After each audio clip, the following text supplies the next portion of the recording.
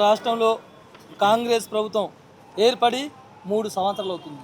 ఈ 3 సంవత్సరాల నుంచి ఇక్కడున్న మేమే విద్యార్థులను నిరుద్యోగులు మొత్తం 3 సంవత్సరాల నుంచి కాంగ్రెస్ ప్రభుత్వంలో ప్రశ్నించడంలో, కాంగ్రెస్ ప్రభుత్వంలో అడగడంలో, ఉద్యోగ నోటిఫికేషన్ ఏపించడంలో కీలకంగా పనిచేసి ఇవాళ మా యుద్ధం ఒంటరిదైనా పర్లేదు కానీ పేడ్ ఆర్టిస్ట్కి మాత్రం మారబోదు. ఎందుకంటే నిరుద్యోగుల కోసం మాత్రమే 30 లక్షల మంది నిరుద్యోగుల కోసం మాత్రమే ఇవాళ మేము కొట్లాడుతున్నాం. జనరల్ నోటిఫికేషన్ కావచ్చు, గ్రూప్ 1 కావచ్చు, గ్రూప్ 2 కావచ్చు, గ్రూప్ 3 కావచ్చు, గ్రూప్ 4 కావచ్చు, మెగా డిఎస్సి కావచ్చు, జీవో నంబర్ 46 రద్దు గురించి కావచ్చు, అనేక రకాల పోస్టుల గురించి మేము మాట్లాడుతున్నాం.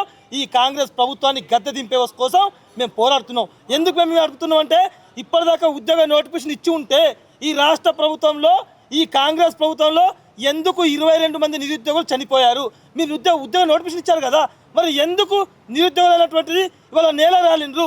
ఒక తల్లి పొద్దున లేస్తే సాయంత్రం వరకు కష్టపడి 100-300 కష్టపడి కడుపు మార్చుకొని రూపాయి కూడబెట్టుకొని ఆ కొడుకుని సాధిపించి అశోక్ నగర్కో లేకపోతే దిల్సుఖ్ నగర్కో ఉస్మానియాకు పంపి చదివిస్తుంటే ఈ ప్రభుత్వం మాత్రం ఆ విద్యార్థిని చంపుకొని తింటున్నటువంటి ఈ రేవంత్ రెడ్డి మేము తెలియజేస్తూ ఉన్నాం.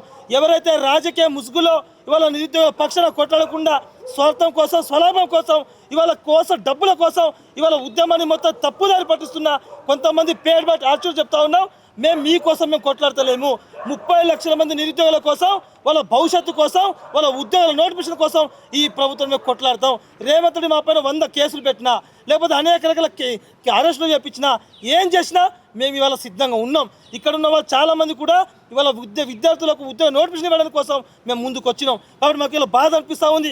తెలంగాణ రాష్ట్రం ఇంత అబద్ధాలు మాట్లాడుతుంటే, తెలంగాణ రాష్ట్రం ఇంత దిగజారి మాట్లాడుతుంటే, ఒక ముఖ్యమంత్రి స్థాయిలో ఉన్న రేవంత్ రెడ్డి కూడా ఇవాళ తెలంగాణ రాష్ట్ర భవిష్యత్తులో ఉన్న నిరుద్యోగుల గురించి అబద్ధపు హామీలతోటి 40,000 మళ్ళీ ఇస్తామని చెప్పి ఇవాళ ప్రగల్భాలు పలుకుతూ ఉంటే ఇవాళ బాధ అనిపిస్తుంది. కాబట్టి ఇవాళ మేము ఒకటే చెప్తా ఉన్నాం, కాంగ్రెస్ ప్రభుత్వాన్ని తెలంగాణ రాష్ట్రంలో బరాబర్ జీరో బడ్జెట్ తీసుకొస్తాం. ఎందుకంటే ఒక్క సీట్ కూడా గెలవనివ్వం. తెలంగాణ రాష్ట్రం మొత్తం విప్లవం సృష్టిస్తాం.